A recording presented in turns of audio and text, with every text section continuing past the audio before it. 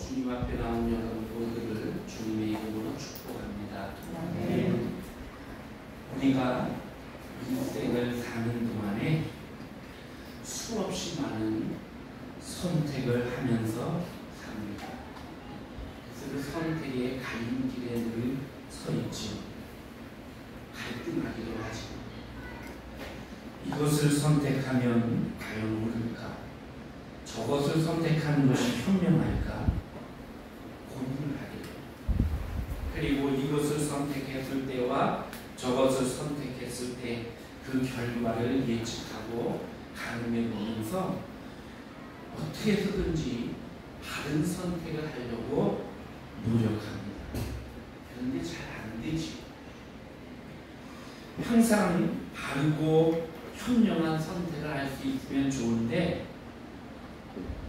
선택해놓고 보니까 아 이거 아니었네 이런 경우도 종종 있단 말입니다. 또 결과를 우리가 알지 못하기 때문에 어떤 때는 막연하게 그냥 이럴 것이다 하는 추측만 가지고 선택을 하기도 해요. 다만 최선의 선택을 할 뿐이지. 때로는 내가 원하지 않는 옳지 못한 길인 걸 알면서도 선택할 때도 있고요. 이 길이 내가 가지 말아야 될 길이다 알면서도 어쩔 수 없이 가야 되는 그런 경우도 가끔씩은 있어요. 그렇게 갔는데 잘못된 길 또는 잘못된 선택이었어요. 그러면 많은 것을 잃어버리고 많은 것을 깨닫게 되죠. 아, 이렇게 하면 안 되는구나. 그래서 그런 시행착오를 통해서 또 경험을 얻고 지혜를 얻고 깨달음을 얻게 돼요. 어떤 사람은 자기가 선택한 길이 잘못된 길인 것을 알면서도 자존심 때문에 또 어떤 것 때문에 끝까지 고집하다가 정말 헤어나오지 못하는 그런 수렁에 빠지는 사람도 있어요. 그런가 하면 어떤 사람은 또 잘못된 길이라는 걸 알자마자 모든 손해를 감수하고 즉시 돌이켜서 그래서 바른 길로 바꾸는 사람도 있죠. 이런 사람이 어쩌면 현명한 사람일 수도 있습니다. 우리 앞에는 여러 개의 선택의 길이 놓여 있어요. 그 선택을 우리는 어느 것을 하든지는 개인의 자유예요. 그런데 분명한 것은 그 선택을 한 후에 결과는 자기가 책임을 져야 된다는 것입니다. 그래서 우리 믿는 사람들은 주님께 지혜를 구하는 거예요. 하나님, 제가 어떻게 선택하는 게 옳은 것입니까? 어떻게 선택하는 것이 하나님 뜻입니까? 하나님 뜻에 가장 적합한 그 길, 가장 옳은 그 길을 선택하려고 끊임없이 기도하고 하나님 앞에 매달리지. 한때 가전제품을 선정하면서 순간의 선택이 10년을 좌우합니다. 이런 카피 문구가 있었어요. 그래서 많은 사람들이 공감을 하고 가끔씩 또 다른 데로 이렇게 애용하는 그런 카피 문구가 됐어요. 맞습니다, 여러분. 순간의 선택이 10년을 좌우합니다. 어찌 10년뿐이겠어요. 그리고 어찌 이 가전제품뿐이겠어요. 다른 모든 우리 삶에 있어서 어떤 선택이 10년이 아니라 20년, 30년 내 평생을 좌우하는 거예요. 그래서 우리는 선택할 때에 신중하지. 여러분이나 저나 이 세상 태어날 때 어떤 선택을 하면서 태어나지 않았어요. 선택의 여지 없이 태어났어요. 여러분 태어날 때 내가 이 세상에 태어나야 되겠다 이러고 오신 분 없을 거예요. 그렇죠? 태어나면서 여러분의 부모님 여러분이 결정하지 않았어요. 여러분의 성씨, 내가 김씨, 박씨, 이씨 이런 내 성도 내가 결정한 게 아니에요. 남자냐 여자냐도 내가 결정한 것이 아니에요. 고향도 또 조국도 내 이 용모도 다 내가 결정한 게 아니에요. 우리의 의지와는 상관없이 내 의사와 상관없는 선택의 여지 없이 우리가 태어나 보니까 정치성을 가진 집안에 태어났고 남자로 태어났고 용모가 이 모양으로 태어났다. 이 우리 모두의 모습이에요. 하나님께서 이렇게 태어나도록 했어요. 이건 바꿀 수가 없어요. 사람들은 그래서 이것을 운명이라고 해요. 근데 우리 믿는 사람들은 하나님의 섭리요, 하나님의 예정이요, 선택이라는 것이죠. 우리는 그렇게 고백하는 거예요. 수많은 사람들 중에 하나님이 나를 선택하셔서 나를 이 세상에 보내신 거예요. 그래서 나를 보내셔서 이 세상에서 여러 경로를 통해서 예수 그리스도를 만나게 해주시고 예수를 믿는 하나님의 자녀가 되게 해주셨다.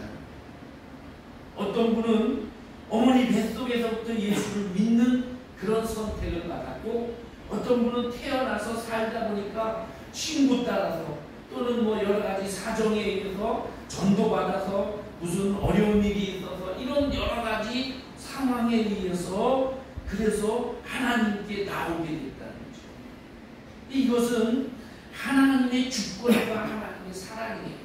하나님이 여러분을 하나님의 자녀로 그렇게 부르신 거예요. 이게 하나님의 은총이고 축복입니다. 칼빈은 이것을 하나님의 무조건적인 선택이요 하나님의 불가항력적인 은혜다 이렇게 말을 하고 있어요. 우리가 신앙생활 하는 것도 그래요. 내가 기독교를 선택해서 수많은 종교 중에 이렇게 말할 수 있을 거예요. 그런데 성경을 읽어보면 그리고 믿음 생활을 하다 보면 내가 기독교를 선택한 것이 아니고 하나님이 나를 선택해서 하나님을 믿도록 해주셨구나 라는 고백을 할 수밖에 없어요. 성경은 말합니다. 너희가 나를 택한 것이 아니요 내가 너희를 택하여 세웠다.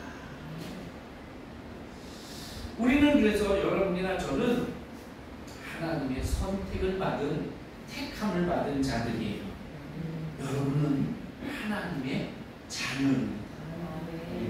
하나님의 자녀로서 우리는 하나님 자녀답게 살아야 돼요.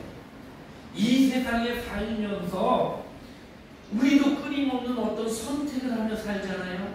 이 선택을 하나님의 자녀답게 해야 된다. 이 선택이 10년을 좌우하는 게 아니라 우리 인생을 좌우하기 때문에, 그렇기 때문에 그 선택을 정말 바르게 하나님 뜻에 맞게 선택해야 됩니다. 이 선택 하나 잘못함으로써 내 인생 평생 짐이 될 수 있거든요. 이것을 심판이라고 볼 수 있죠. 그런가 하면 내가 어떤 선택을 하나 잘함으로써 평생 복을 누리며 살 수 있죠. 이게 은혜요 복이라는 은총입니다. 그래서 선택하는 것이 세상 사람들과 기준이 달라요. 이것을 우리는 거룩이라고 불러요. 세상 사람들과 구별되었다. 똑같은 것을 선택하는데도 우리는 기준이 달라요. 친구를 선택하는데도 세상 사람들은 그냥 잘 놀고 재미있고 이런 친구를 선택하지만 우리는 내 인생에 내 신앙에 방해가 되는 친구라면 거절하지.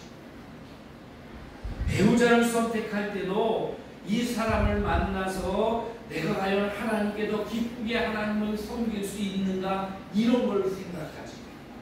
이사를 할 때도 세상 사람들은 학군이 좋은지 무슨 지하철 여건인지 이런 것을 보고 자연 환경을 보고 이러지만 우리는 이곳에서 신앙생활을 잘 할 수 있는가 이런 것을 생각하죠.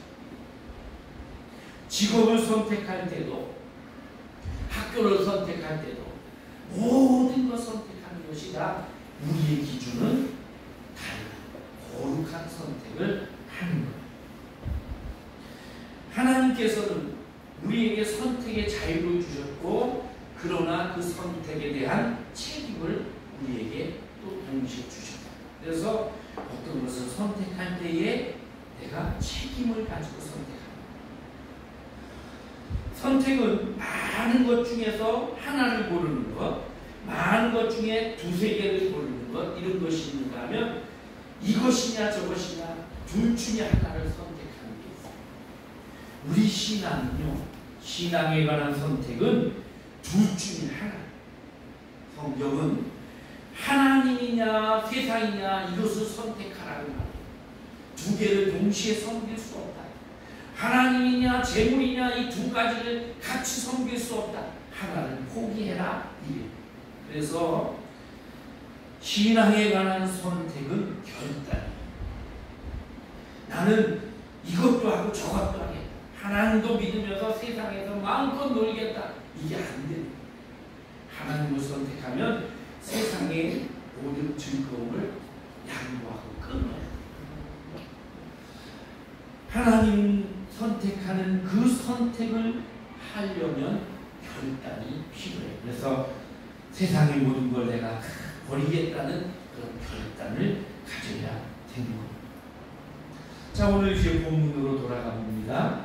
오늘 본문에 믿음으로 올바른 선택을 했던 한 사람, 아브라함이라는 사람이 있습니다.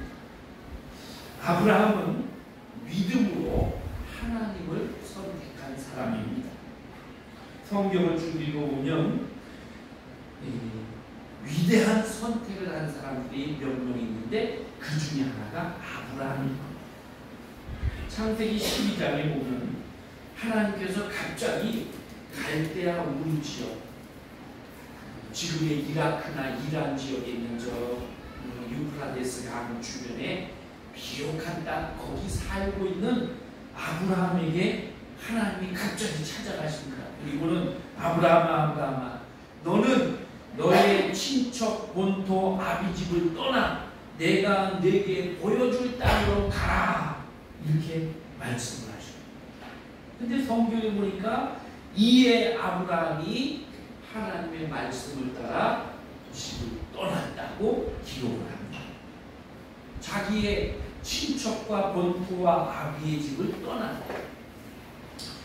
그 당시에 친척과 본토, 이것은 굉장한 힘이 되고 울타리가 됩니다. 아직 국가가 형성되기 전의 시대예요. 그러니까 부족끼리 모여 사는 거예요. 한 집안, 한 성씨끼리 이렇게 모여 사는 거예요. 그런데 작은 부족은 항상 위험을 느껴요. 왜? 큰 부족이 쳐들어오거든요. 큰 부족이 살면서 저기 조그만 부족이 살면 항상 노려요.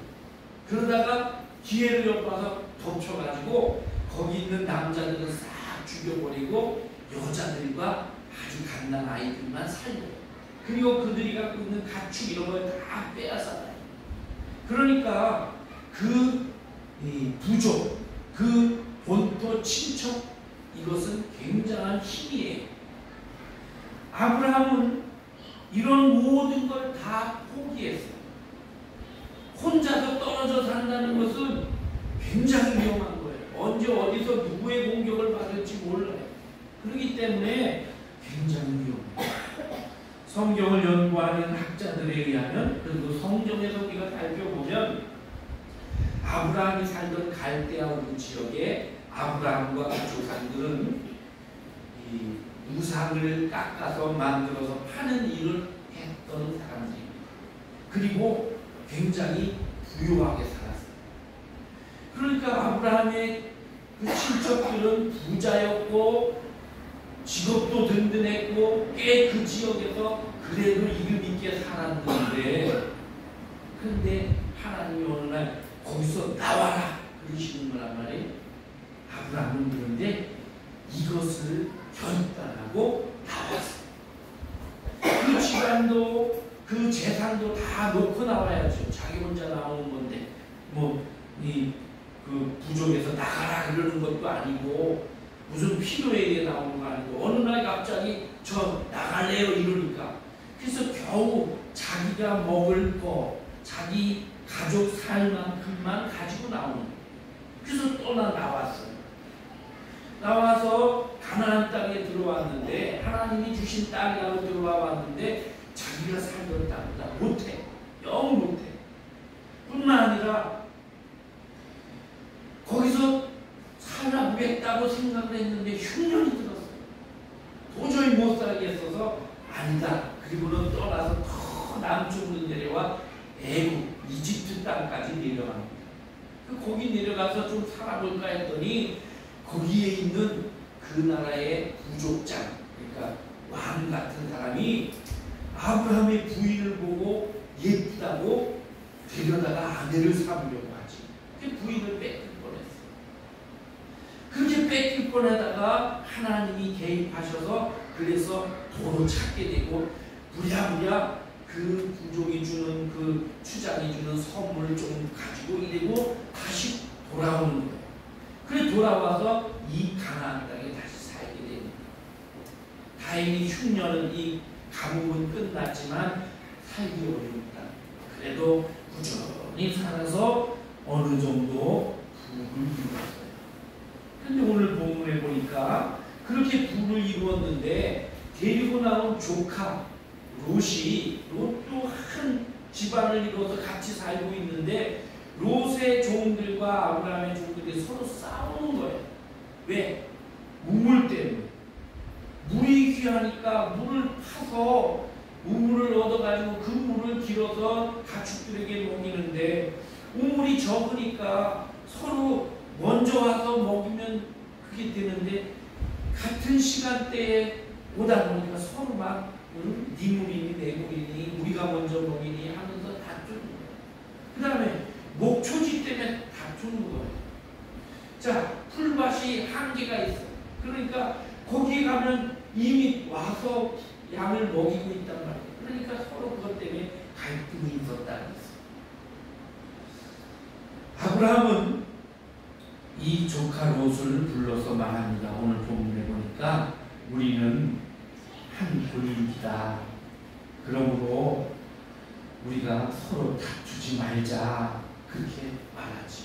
그러면서 나나 너나 내 목자나 내 목자나 우리가 한 친족이니까 서로 다투지 말자.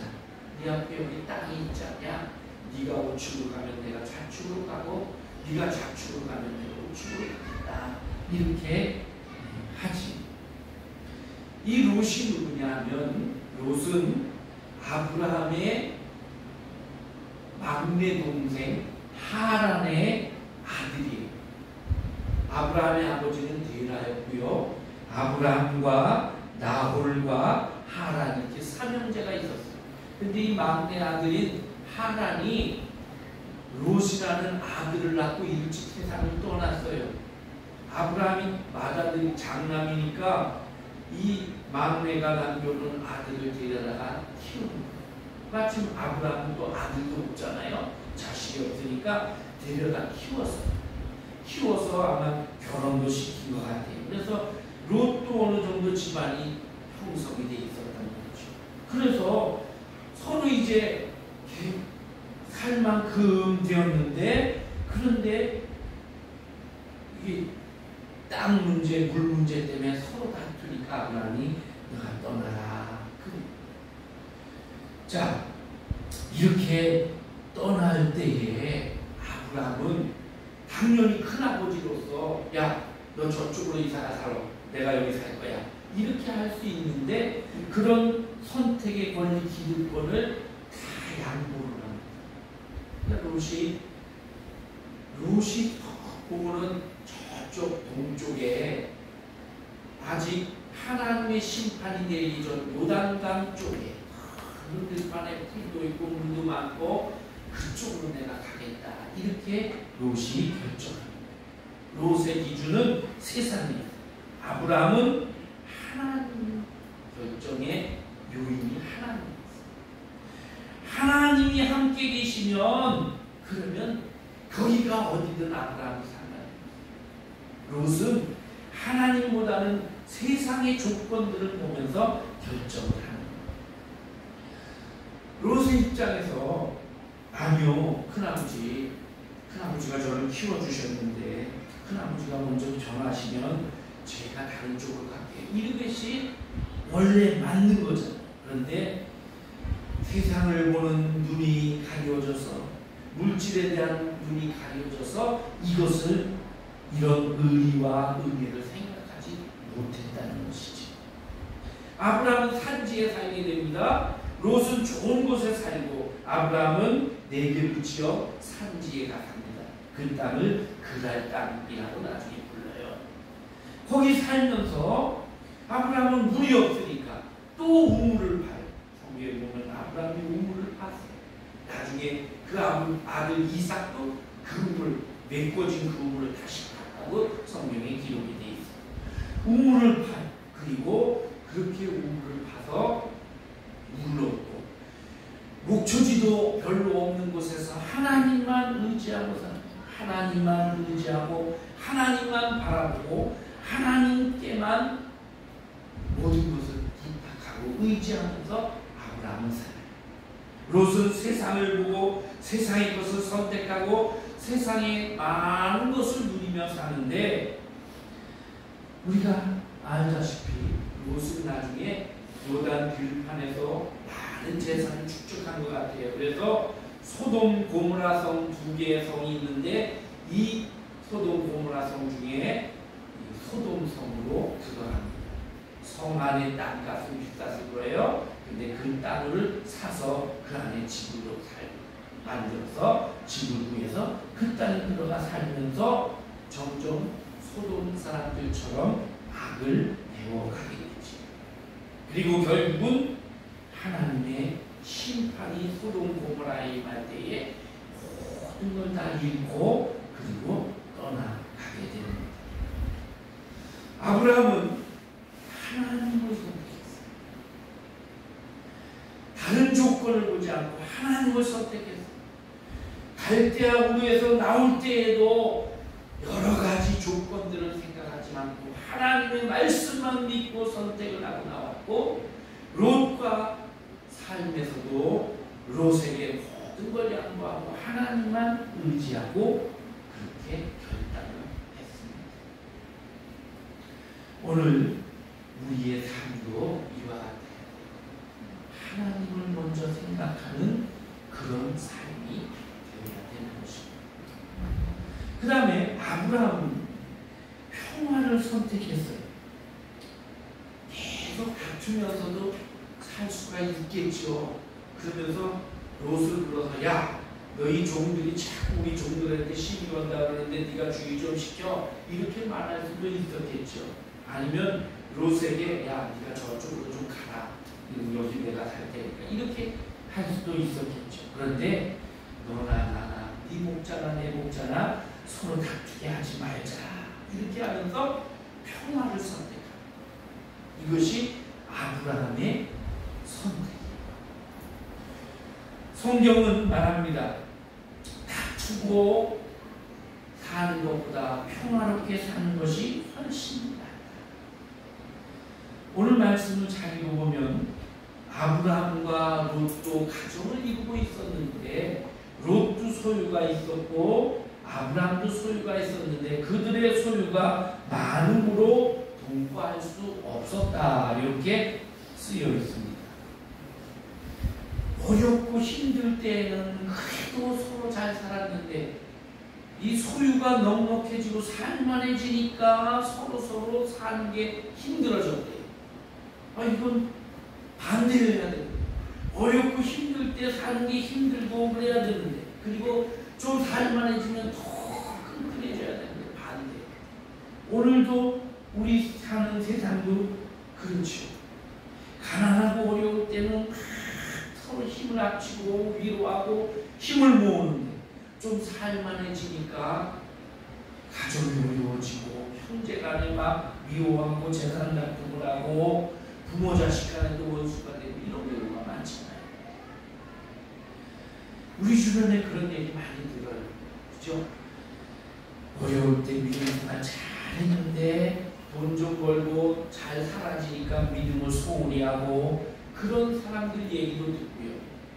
가난할 때 그렇게 서로 위하던 부부가 살만해지고 집도 사고 뭐 이렇게 좀 부자가 되고 나니까 그냥 바람도 피고 딴짓하고 이래서 가정이 불행해지는 이런 얘기를 많이 듣잖아요. 성경이 이렇게 말합니다. 마른 떡 한 조각만 있고도 화목하는 것이 육선, 고기가 집에 가득하고 다투는 것보다 나으니라. 여간 채소를 먹으며 서로 사랑하는 것이 살진 소를 먹으며 서로 미워하는 것보다 나으니라. 물질은 꼭 필요한 것인데 물질 때문에 갈등의 요소가 되어서는 안 된다는 거예요. 평화롭게 사는 것, 평화를 위해서 때로는 양보하고 선택을 달리 해야 되는 거예요. 아브라함은 그랬어요. 화목하기 위해서 같이 사는 것보다 차라리 헤어지자. 그리고 네가 좋은 곳을 가져라. 이렇게 양보했습니다. 또한 아브라함의 선택은 미래를 선택한 거예요. 롯은 현재를 선택했어요. 아브라함은 양보하고 다 주었지만 아브라함에게는 미래가 약속되었습니다. 오늘 읽은 말씀 그 뒤를 보면 롯이 아브라함을 떠난 후에 하나님께서 아브라함에게 나타나셔서 말씀하십니다. 너는 눈을 들어 너 있는 곳에서 북쪽과 남쪽 그리고 동쪽과 서쪽을 바라봐라. 보이는 땅을 내가 너와 네 자손에게 주리니 영원히 이르리라. 내가 네 자손이 땅에 티끌 같게 많게 하리니 사람이 땅에 티끌을 셀 수 있을진데 네 자손도 세게 될 것이다. 그러니까 땅에 티끌 먼지처럼 많아져서 숫자를 셀 수 없게 그렇게 네 자손을 축복해 주겠다. 롯은 눈을 들어 요단을 보고 푸른 들판 하나님이 심판하기 전에 좋은 땅, 그래서 그 땅을 갔는데 그 땅에 가서 아까 얘기한 것처럼 돈도 많이 벌고 물질도 풍부해서 성 안에 집을 사고 그 안에 들어가 살고 이러다가 어느 날 그 향락을 누리는 삶을 다 잃어버려요. 하나님의 사자가 나타나서 하나님이 이 성을 멸망시키려고 하니까 빨리 나가라. 롯이 미적미적 됩니다. 지체하고 머뭇거리니까 성경을 읽으니까 천사가 성 밖으로 강제로 끌어내요. 강제로 끌어내서 그래서 끌고 나갑니다. 창세기 19장에 보니까 롯을 이렇게 구한 것도 아브라함을 생각하사 롯을 그 엎으시는 중에서 내보내신 거라. 아브라함 생각해서 롯을 구해주신 거. 그렇게 나왔어요. 나와서 가는데 롯의 부인은 그래도 세상에 미련을 보내지 못해서 돌아보다가 소금 기둥이 됐지. 모든 재산이 다 잿더미가 되고 그냥 겨우 두 딸하고 롯 이렇게 세 식구만 살았어요. 사위들은 불러다가 빨리 나가야 된다 그러는데 농담으로 여겼다 그랬어요. 그래서 다 죽고 그 두 딸은 그래서 과부가 됐고요. 그렇게 해서 소돔에서 도망 나와가지고 소아라는 작은 성도 도망가는데 불안해서 살 수가 없어요. 그래서 산골짜기 들어가 산골짜기 동굴 속에 거주를 합니다. 그런데 그런 딸들은 이 소돔성에서 본 못된 것들을 기억해서 아버지를 술 취하게 하고 음란한 짓을 해서 부끄러운 후손을 남기게 돼요. 보세요. 하나님을 선택한 아브라함의 후손은 영원히 거하며 땅에 티끌같이 많아서 셀 수 없을 정도로 번성하게 하나님이 그렇게 축복하시는데 세상의 것을 보고 선택했던 롯은 다 잃어버리고 부끄러운 후손을 남겼을 뿐이에요. 아브라함의 후손들은 고난을 당하면서도 계속 살아나면서 지금도 세계의 정치와 경제와 사회와 문화와 모든 영역에 두각을 드러내는 그런 민족으로 살아가고 있죠. 성경에 보면 선택에 관한 말씀들이 많이 있습니다. 예수님께서 어느 날 베드로와 안드레, 야고보, 요한 이 어부들에게 가서 그들에게 말씀합니다. 나를 따르라. 그때에 이 제자들이 집과 가족과 배를 버려두고 예수님을 따랐어요. 결단했어요. 마태복음 19장에 보니까 부자 청년이 하나 있었어요. 선생님, 제가 어떻게 해야 영생을 얻으며 선한 일을, 무슨 선한 일을 해야 그래야 영생을 얻겠습니까? 예수님이 보시고 참 너 잘 사는구나, 믿음으로 살려고 애쓰는구나 그러면서 네가 온전하고자 할진대 가서 내 소유를 팔아서 가난한 자들에게 주라. 그리고 와서 나를 따르라. 그러면 더 큰 보화가 내게 있으리라 그러는데 성경에 보니까 그 청년은 재물이 많음으로 근심하면서 돌아갔다. 재물에 대한 미련을 버리지 못해서 더 좋은 선택을 할 기회를 잃어버렸어요. 빌라도가 있었습니다.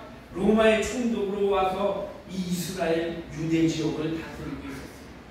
그런데 어느 날 나사렛 예수라는 죄수가 붙잡혀 옵니다. 이 사람을 죽이라는 거예요. 무슨 죄가 있냐? 아무리 조사를 해봐도 죽일 죄가 없어요. 나는 이 사람 죄를 못 찾겠다. 그냥 매만 때려서 주의하라고 경고하고 내보내겠다. 죽이시오, 죽이시오. 그때에 그 아내가 쪽지를 보냅니다. 총독이 재판석에 앉았을 때에 그 아내가 사람을 보내어 이르되 저 옳은 사람에게 아무 상관도 하지 마옵소서. 오늘 꿈에 내가 그 사람으로 인하여 애를 많이 태웠나이다. 여보, 그 사람에 대해서 아무런 판결도 하지 마시오. 내가 꿈을 꿨어. 이렇게 쪽지를 보냈는데 빌라도는 그 쪽지를 받고도 사람들이 막 밀란을 일으킬 정도로 막 소리를 치면서 십자가에 못 박으라 그러니까 물을 떠다가 손을 씻으면서 나는 이 사람 피에 대하여 아무 죄도 없다. 너희가 책임져라. 그러면서 손을 씻고 십자가에 달려 죽여라 하고 사형선고를 판단할 기회, 바르게 선택할 기회가 있었는데 어쩔 수 없는 상황 때문에, 물질 때문에, 이런 것 때문에 결정 못하고 머뭇거리는 거예요. 열왕기상에 보면 엘리야가 백성들에게 말합니다. 너희가 어느 때까지 두 사이에서 머뭇하려느냐. 여호와가 만일 너희의 하나님이면 그를 쫓고 바알이 만약 너희의 하나님이면 그를 쫓을지어다. 사랑하는 성도 여러분, 우리는 날마다 선택의 기로에 서 있습니다. 혹시 아직도 나는 하나님을 적극적으로 따르겠다는 선택을 못하신 분이 있습니까? 하나님을 선택하세요. 이것이 우리의 미래를 위한 일이고 우리 자녀를 위한 일이고 내가 영원히 복받는 일이에요. 오늘도 우리는 선택하고 이 자리에 나왔어요. 여러 가지 갈등과 오늘은 쉴까 하는 그런 여러 가지 마음을, 갈등을 다 버리고 하나님 앞에 나오셨어요. 잘하셨어요. 앞으로 우리의 삶에 여러 가지 선택의 기로가 남아있을 거예요. 그때마다 우리는 하나님을 먼저 생각하고 선택하세요. 화목한 것을 선택하세요. 우리의 자손들이 복받을 믿음의 길을 선택하세요. 그리고 미래를 바라보는 선택을 하세요. 무엇보다도 이 땅에서 삶이 중요하지만 영원한 삶이 있다는 걸 생각하면서 그런 선택, 영원한 삶을 누리는 그런 선택을 하면서 살아가셔요. 이 믿음의 선택, 이 믿음 위에서 승리하는 여러분과 제가 되기를 바랍니다. 기도하겠습니다. 하나님, 믿음의 조상 아브라함은 하나님을 선택하고 하나님을 따랐습니다. 자기 본토 친척을 다 내려놓고 포기하고 하나님을 의지하고 따랐습니다. 자기가 가질 수 있는 것도 양보하고 화평을, 화목을 선택했습니다.